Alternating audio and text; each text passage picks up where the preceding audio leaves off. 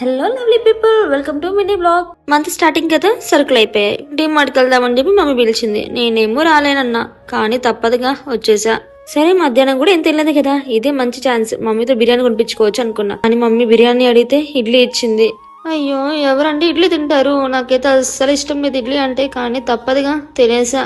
బాగా కోపంతో డిమార్ట్కి వెళ్ళిపోయి మంచిగా డ్రెస్సెస్ తీసుకుందాం అనుకున్నా, కానీ నా దరిద్రం ఏంటంటే ఒక్క డ్రెస్ కూడా బాగాలేదండి. నిజంగా మా ఇక్కడ టెడ్డీ బేర్స్ చాలా బాగున్నాయేమో, ఒకటైనా తీసుకుంటా అన్నా.